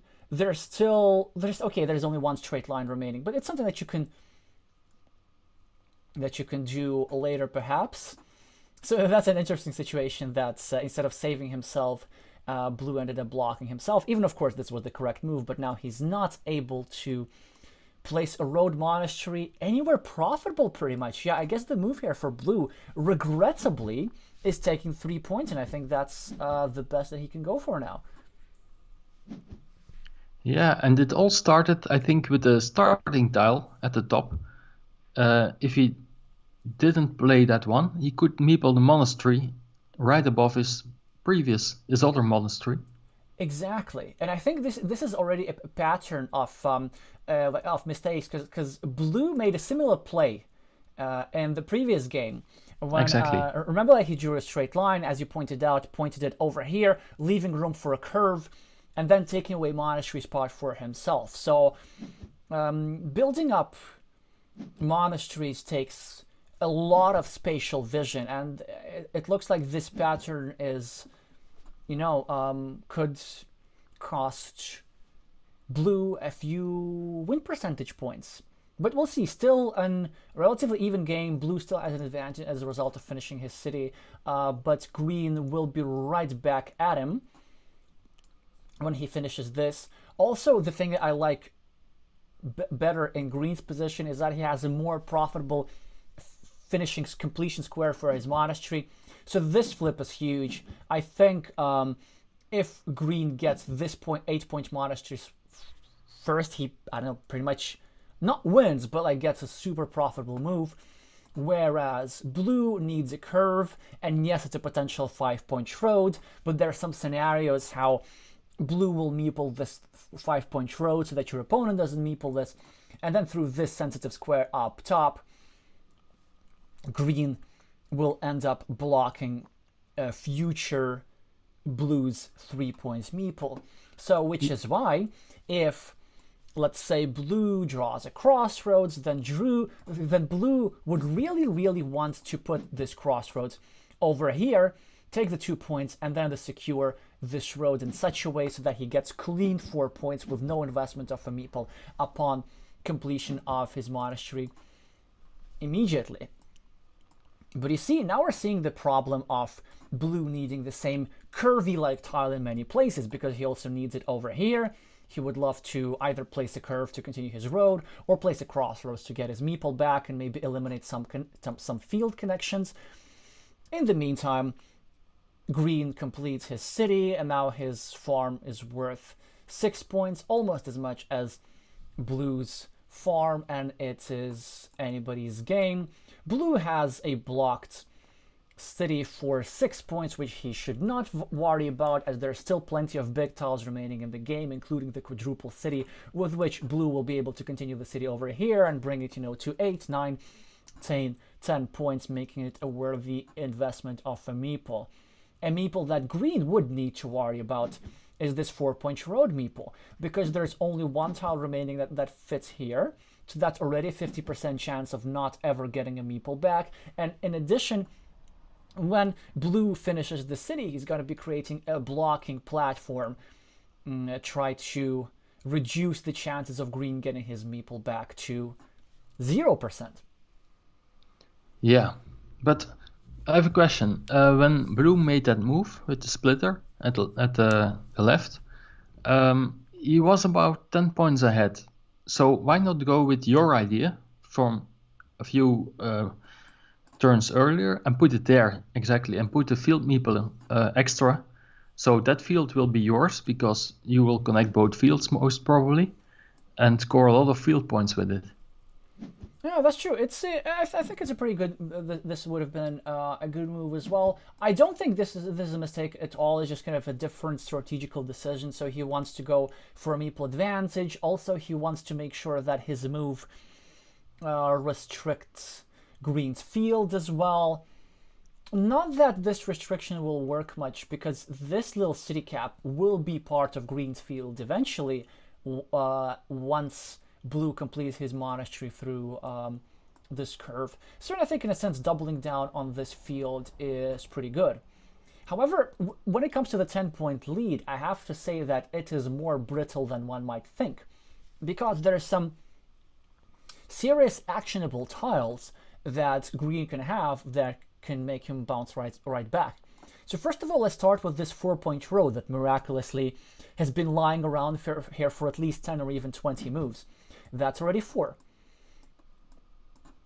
Then there's the 9-point monastery, 8 for the new monastery, plus 1 for the old one, plus you get to finish it again. So with just a couple of tiles, green could turn this around, and this is a very interesting move here by green, kind of replacing this quadruple city here and not meepling the field, which makes me think, like, where else are you going to get 9 points if not from the field? I think eventually green will have to fight for this, especially now it will be so much harder for him to win once blue won this coin flip for 4 points. But as I said earlier, it's not 4 points that green lost. Green lost 8 points because green had the curve to take this 4-point road, but instead he chose to prioritize the blocking, which I think could have been done later. Because here's the thing, like, you want to prioritize the blocking when your opponent is about to imminently complete an impactful city. Here, this square was still sensitive all the time, and this spot was still open, so green didn't really have the percentages there. I think blue now wins a serious coin flip and takes away this monastery spot, equalizes green's monastery, has 2 monasteries on board, and now it will be indeed quite hard for green to come back. However, green has given himself an opportunity to come back through the starting tile. So I actually rather like this move by green, recognizing that he's behind, setting up a profitable 50-50 move. Instead of finishing his city over here, he started a new city over here and pre-completed this road. So once and if green gets a starting tile, he's going to get 2 extra points for the road, a meeple back, and 4 extra points for this piece of city. So he's setting up himself to make a move that will give him 6 points and a meeple back. In the meantime, I do like this use of a curve. Green is restricting or possibly even completely blocking, no, not completely blocking, but restricting blue's monastery down to a 50-50 at the expense of creating 1 extra green square for blue's field, which I think he might actually take advantage. You know what? If I'm blue, I'm loving the move of placing a city cap over here, facing up top, and putting your meeple up it eliminates a field connection opportunity, and it also starts a new city in a safe place, preparing to finish it, and then depending on the game situation, possibly even dropping a second meeple. Exactly. I like that move. Put a city cap there and make the field a little bit bigger. And I'm still reading Gina's comment. No idea why I didn't meeple that. He was referring to the left splitter, but same goes for the field. If he meepled the field at the right, he would have had 9 points more. Yeah, and that move with the curve would be even better. Exactly. And now Kirillo in the chat is also pointing out that not only is this field worth 9 points, it can be worth 12 points because through another curve over here, this piece of city, this city, can become part of Blue's field as well.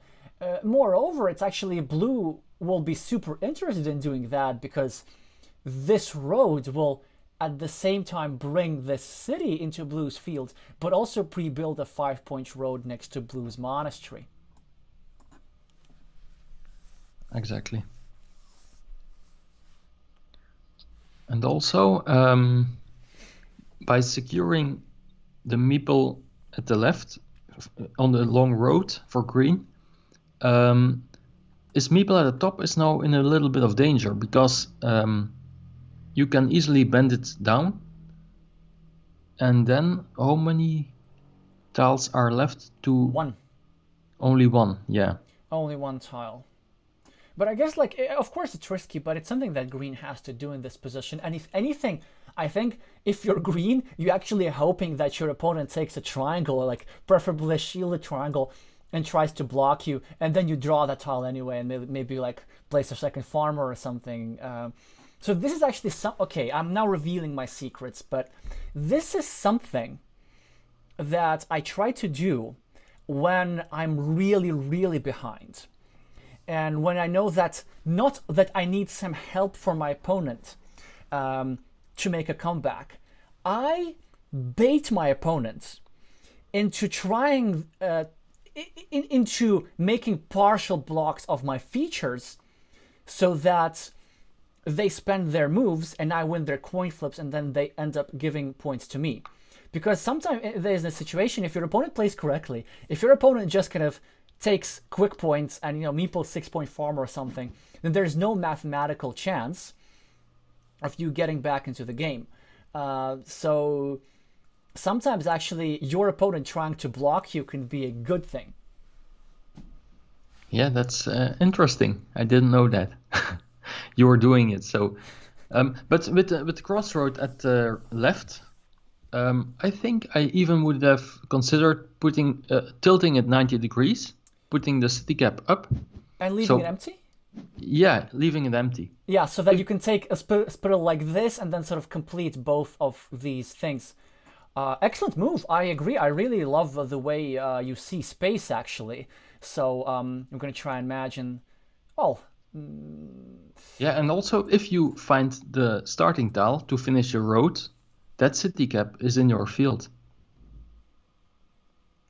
Excellent points. Yes, so I think indeed the move that you're suggesting is stronger, but then again, it's easier for us. And look at that. I love what green is doing, because green is really risking it here and starting a third city, trying to clean off an opponent's city cap. That's interesting what happened here. I think for a long time Blue was debating whether to meeple the city cap or not, and he thought, you know what, I can leave this empty because my opponent has 2 city meeples anyway, so I can afford to leave this empty. And then Gina is saying, you know what, doesn't matter, I'm going to spend a third meeple just so that you don't get it. And now he gets this +6, he gets a meeple back, and I think with that some chances with his meeple advantage. Yes, and Nico is writing something. Maybe... I don't like that one, he says. Whenever I get a tile that I need and my opponent is typing in the chat, I always think, okay, now it's about to be something offensive. Oh. And that does happen sometimes. I can imagine. But still, let's count. 16 points for the monasteries, 9 points for the field, that's 25. 4 points for the road, that's 29. 35 for Nico on the board, that's 79 in total. Oh, and I forgot the city cap at the right, that's 80, I think. While Gina only has 5 points on the board and also a field of 6 points, that's 11. That's only 66, so a difference of 14 points. On the other hand, Gina has 2 meeples extra to work with. Can you score 7 points per meeple? I really think you can, because when Yes. there's a 9-point field on the table, there will still be connection squares, even though green didn't take advantage of them early. You still have 2 city caps that you can finish. You can get even more meeples back with 3 points. There is a 6-point field that you could meeple, and so let's say if you invest one of your surplus meeples into equalizing this 9-point field, that's 9. The second surplus meeples goes here, so that's +5, and you're already at +15. So then this 14 points difference evaporates.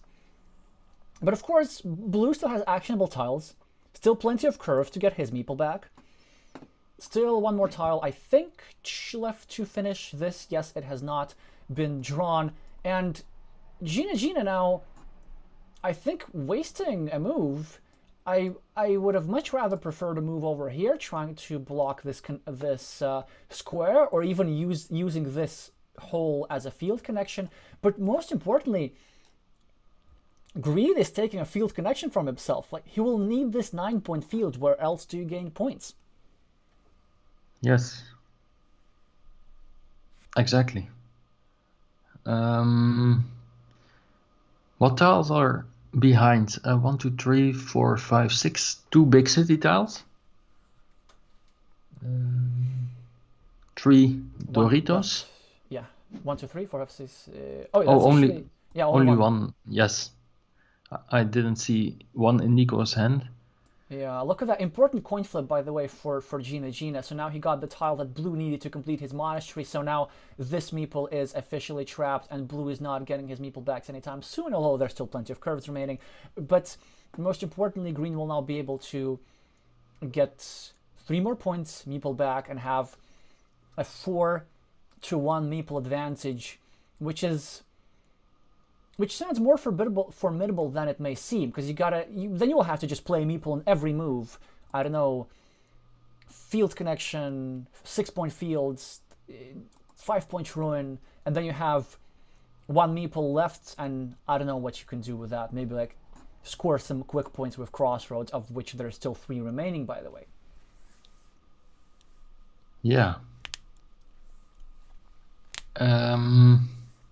Is there...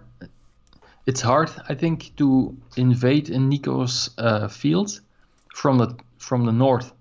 So the same idea with the curve, to add 3 points to Nico's field. You could try to invade that field from the north. Oh, Here. Yes, I love that. Well, actually, you could even try to invade it from both spaces. You take a triangle or triple city tile. Yeah, take a triple city tile. And then place a meeple here, and then another meeple over here, and then connect 2 through a curve. And actually, you can even theoretically, you can even like connect 3 meeples into the field with 1 move, especially like if there's one that can reattack from the left. So this will be a very, very interesting square. But look at that. It looks great, yeah? For green. Green has 5 meeples. But this means that you really have to play a meeple in every move, and even then you might have a surplus, because look at that. That will be just completely tragic for green. He will end up with, I think, more meeples than he needs. Because what you do now, probably take a 3-point road. So on your next move, you're going to still be with like 5 meeples remaining. Or maybe you don't take the 3-point road. Maybe you take the 6-point field just to take the 6-point field away from your opponent. Yeah, I was thinking about that. Or do you take the 3-point field and try to connect through a straight line, of which there's 0 remaining, I think, actually. Okay, goes for the initial greed. Let's see if this pays off. I think farmer goes here, like almost automatically for blue. Although there are options. Yeah, take away a field connection. Or pre-build this road. Oof, the greed. So not only is he taking a 6-point field, he's also preparing to score a 4-point road and bring in another city cap in the field, at the expense of making this field slightly more vulnerable from the north, because green can equalize through a curve, or from the south with a city cap. Now, with 9 tiles remaining, you have to play meeple on every move. You get a monastery, so you would have liked to score 4 points for monastery, but instead, of course, I like this move by green, trying to connect to the 12-point field with one of the many curves still remaining. Yeah, and because there are a lot of curves remaining, I liked one move a lot better for Nico, the previous one. Pre-build a 5-point road in the middle, there, exactly. Yeah. Already give And now you yourself would have 3 had points. this. Yeah, and a field connection via the north would be impossible because all straight lines are out. Excellent observation. In order to make these end game calculation, you have to know these tiles. And you know what? Raf and I, we do. But yeah, so now he takes 7 points. He takes 4 points for the road, 3 points for the city. But another move that was, I think, pretty awesome is you was finishing this road and dropping a farmer, threatening to connect here. Nice, yeah. Through this square, this sensitive square. Something has to happen with that square. How is nothing happening with that square? So now they have to be like really impactful moves that green has to be thinking about. One is maybe taking 2 points over here, just eliminating this field connection. One is maybe going here, but meepling not the quick 2-point road, but the other 2-point road, just so that blue does not finish his monastery with tempo and extra value. Maybe another move to consider is meepling this 3 points over here and threatening to take over this field not with 1 but with 2 meeples. And with 7 minutes remaining on the clock, that's something that must be going through green's mind, and green is watching the stream apparently, or maybe not. I know that they're a very strong player. They can come up with this stuff from themselves. Blue does not get a defense. Blue just get a quick point tile, which they normally couldn't complain about. But then what do? Do you take 3 points over here? I don't think there's anything else where you can score 3 points, but maybe instead you go here, you meeple this little piece of field and try to reconnect from the south through a curve. It will all come down to the curves. Whoever draws more curves. How many even are those remaining? I think 2. 1, 2, 3, 4, 5, 6, 7. There are 2 simple curves remaining. I'm not sure if there are other type of curves or not. I think there's maybe one with a double city, with the Dorito. No, instead Nico goes for the quick points. Players now not saying anything in the chat. They were exchanging trash talk messages, but now they're too focused on the game. Such a difficult decision again for Gina. What do? Do you just clean off a city cap from your opponent's field, or do you try and meeple that and connect to your opponent's field from here? Because 9-point field, potentially a 12-point field, that's also something very valuable. Or do you just simply meeple this 5-point ruin or whatever? Yeah, I think he is now regretting of not meepling that ruin before. Exactly. Yeah, he has now to go in to the field. Value. Yes. So this is the tile that he really, really wanted to have. Green had to have this tile to score the extra 2 points and threaten with a 75% chance to connect over here. Because I think now the only way he does this is by drawing both curves. Which is why blue might consider placing this tile over here, kind of blocking this connection, because there aren't any more tiles. That there not only are there no straight lines, there are no straight line like tiles. All the 4 starting tiles are out. Remember tile tracking? We remember this because this is the moment when green drew the last starting tile and was back in the game. And well, as you pointed out, the straight lines were out a long time ago. So Nico, unlike him, miraculously still has some time left on the clock to think. Yeah, and he should. He has a huge lead. He is plus 16, plus 20, big field, plus 32, 4, 6, 8. He has 50 points on the board. 50? And 50, yeah. So that's 111. I cannot see how green could win this. So yeah, so like if you take over the field, what? You take away 12 points and you gain 12 points. So that's 24. Yeah, but that's not enough, I think. Is it? What if you also somehow connect here as well? That's 9 more. But that's...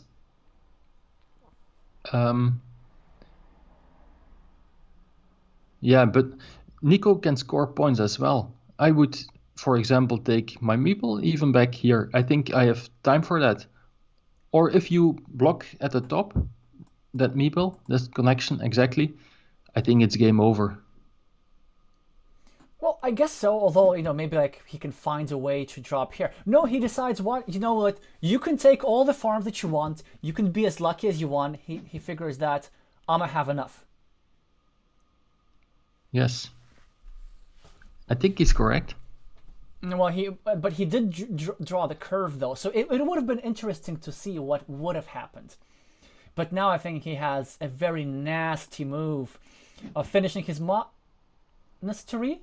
Oh. And dropping a farm.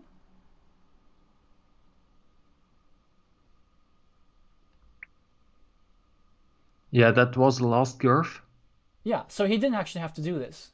But he also has meeples left. Why not meeple the road? Yeah, exactly. You have to take a 1-point road. I don't know, maybe the time trouble is starting to tickle some nerves here, but 2 minutes is not time trouble. Like for 2 moves, you can have a full minute per move and still have 11 seconds left. So I think, he just noticed that he missed a point. Especially for Nico, it's halfway the game. Yeah, pretty much. Like with 2 minutes, he can, I don't know, like play 5 games or something. He would have done very well in the Carcassonne Blitz tournament, I think, which was held in 2022 on Board Game Arena once in a while. Yeah, that was fun. I like playing Blitz. You mentioned it a little bit before as well, because I want to work on my intuition a little bit. I tend to think and to overthink my moves, like Nico, spending a lot of time, and in crucial moments at the end of the game, I don't have time left. So by training your intuition, you can be confident in your early moves. I completely agree. But of course, like intuition training also comes with opening practice and just simply, I think intuition training is about using your existing Carcassonne knowledge effectively and accessing it quicker, as opposed to actually gaining new Carcassonne knowledge. So of course you should be able to do both things. In the meantime, blue wins another coin flip, so green will not be able to equalize this field. So this was essentially a 0-point move, even though it was necessary. And we're going to see how, at a classic example, is how the game is about points. It's not about meeples. Black had a formidable 5-1 meeple. Oh, of course. Yeah. Thank you for pointing this out. If anything, I think I don't know about you, but I think I did very well. Like misspoke only twice, which for me is like a huge achievement. Green had a formidable meeple advantage. He had 5 meeples in hand at some point, with several quick point tiles in play. But then at some point, it was just too late to make efficient use of them. Oh, and look at that! Yeah, he's not calculating well. No, why? It's calculating all right, I think. Because the point is like, yeah, you can connect to the field. I can't block you, but at least you are adding 1 point to me, and you're not taking a point yourself. Yeah, but you get a field of 9 points. But he's getting the field anyway. Like it's something that he cannot prevent. That's true, but why only take 1 point then? Because you can only take 3 points yourself. Like, so here's the idea: you take 3 points for this field, you take 3 points for this city, and then your opponent takes 10. So then that's a move of -7. But now you're taking 1 point, and your opponent is taking 8, which is also a difference of -7. So actually, the value of just taking 3 points for yourself and placing this 1 point move over here is exactly the same. This one just happens to be flashier. Yes. Look what I can do as the Belgian champion. Yeah, Of course, he had to drain his time to make it more dramatic, to have 13 seconds on the clock. But it's all right for him because he's not going to need to make any more moves. Just claim the win. Let's let the points count out. Our viewers in the chat were doing arithmetics faster than we were. I was not able to track all of it. But okay, so what's going to be the point difference, Raf? I have to confess, I already refreshed. Okay, don't tell me. No. I don't know, like 30, I guess, something like this. No, 25. I would think a lot too, but oh yeah, the last field connections. Very close, actually. Unbelievable! Oh wow, what a game! How is that only 2 points? Because like at some point you told me he had 50 points on board, and then sort of my commentator instinct of trying to like make everything more hype than it should be, even that was like completely quashed. But turned out no, he actually had some percentages at the end. Oh, that's so interesting. But I think that's only the case because Nico misplayed a few times at the end. Oh yeah, because of his nerves, I think. Yeah. Because the nerves and the time trouble, and maybe there was an opportunity to sort of meeple this field as well, so have a couple of more points. But still, kind of Nico realized that he was ahead. Well, if anything, he made it more entertaining for us. So congratulations for the new champion of Belgium in Online Carcassonne, for overthrowing the previous double champion of Carcassonne. And I have to say, Nico this season has been playing really strong. I've noticed he made some really interesting, strong moves in the semifinals. And over here in this game, I think he made like more ambitious, purposeful decisions and found his win condition and managed to stick to his lead. Whereas the first game, maybe the blue was getting, I say, extraordinarily lucky, and then in the second game, luck was more on green side, so that's balanced. But in the third game, the luck was like relatively similar. Both opponents won some crucial coin flips, but at the end, these fields is what mattered. Even though they ended up being shared, it was very hard and time intensive and tile intensive for green to try to connect to these fields, and in the meantime blue was able to secure just those couple points that he needed to win the game. Yeah, well said, and congratulations to Nico. Now I can say I lost to the winner. Yeah, so at least it's less sad for you. In the Exactly. meantime, our viewers were always bringing this up and reminding reminding us all of the semifinals match. Also, probably, okay. I don't know if Nico cares about this. Is a nice note to finish on, crossing the 600 ELO point threshold again, together with the win of the national championship. Yes, he likes his ELO as much as I do. For my own ELO, that is. I know there was a little battle between us when the tournament started. Who has the highest ELO?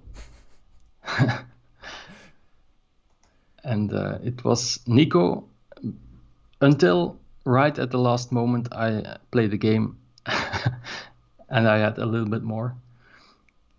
But Nico didn't need that elo to win the tournament, so well done.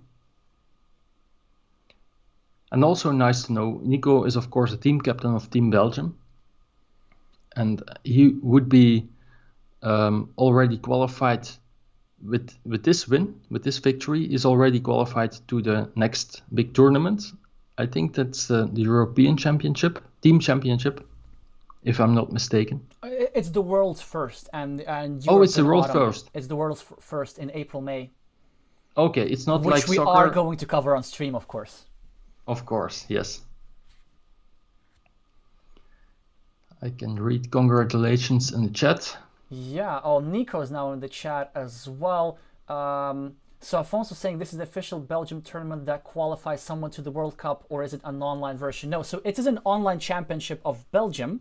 There is the live championship of Belgium. This is just the championship of Belgium of Online Carcassonne. But in addition to the first place prize, an extra perk for winning is having a spot guaranteed on the national team. As for everybody else, there will be another team selection going on, I think in February sometime. Yes, and the semi-finalists of this tournament are qualified for the final tournament to decide which players will join the Belgian team. And others still have to play a pre-qualification tournament. It does sound like you have a serious system in place, right? Because you have just to be part of a team, you need to have multiple rounds of selection. Is that because is sort of Carcassonne Belgium project growing? Do you feel that you're getting more participants in these events than before? Online, yes, I think. The last offline tournament wasn't, not a lot of players were there.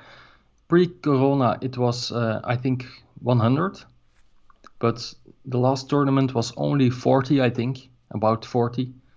So there's still room for improvement, let's say. Not improvement in terms of organization, but in terms of the amount of people that are playing. But we convinced some very strong players as well to from the offline tournament to join the online tournament, and that's because of that, this online tournament was especially strong, I think.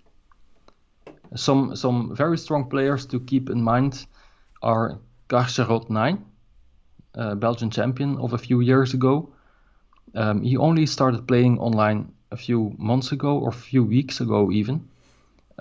He created, and another player is Raffalino, or Raffalino 1 or something like that. Also a very strong player that, with a high rating in a short time. So I think there's great potential in Belgium, and beware of us for the next tournament. Well, yes, we will definitely be streaming some of Belgium's matches in the World Team Carcassonne Online Championships. Remember, it was quite a stunning top 8 performance in only the second year of participation. We have many congratulations in the chat. And now we have 2 victors in the chat. One is Nicolas Victor, the player with the blue meeples, with the green meeples, and the other one is the victor of this game, Nico. Wellemans with the blue meeples. Also interesting, Afonso is mentioning in Portugal they're going to be a pro league organized now in February. I will certainly be curious to hear about that. But I'm really happy that sort of more and more countries are organizing Carcassonne events, both live and online, competitive Carcassonne events with high caliber players, other than the national championships that qualify them for the Worlds in Essen. Yeah, that's great to help the game grow. Alrighty, now all that's left to do is, first of all, to remind you to meeple the like button. Come on, it was a 2-point difference, so much suspense. It is worth your subscription, I would say, but you decide yourself. But do subscribe if you want more live streams like this. For example, the next live stream is a scheduled live stream 2 days from now. I will be playing Carcassonne against my viewers, and anybody can participate. That is going to be 5 p.m. London time on Sunday. And for my part, I will upload my commentary of the semifinals of this tournament. Gina Gina against Moby Dick. Moby Dick is my opponent for the third place. We will play this weekend.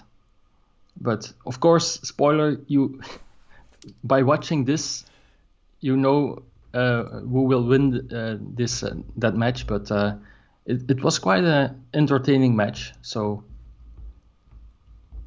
yeah, you can just try pretend to forget, and yeah, exactly.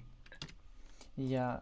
Of course, we gotta just update the score properly so that we see so that if anybody's tuning in only right now, so that everybody knows exactly what they missed. And of course, gotta remind you to subscribe to Crafty Raf's both YouTube and Twitch channel as well, and watch some of the Brazilian teams tournaments coverage, his intuition training series, and more.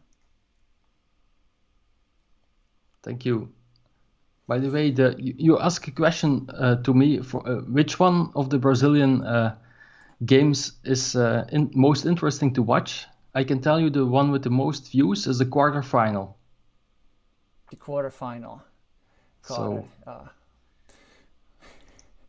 well, I appreciate you answering the question eventually, like after 45 minutes or something. Yeah, I only remember it now, and I know myself.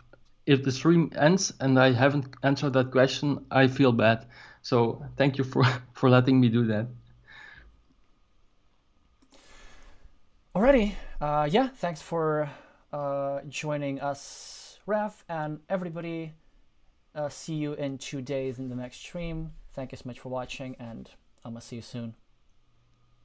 Bye-bye.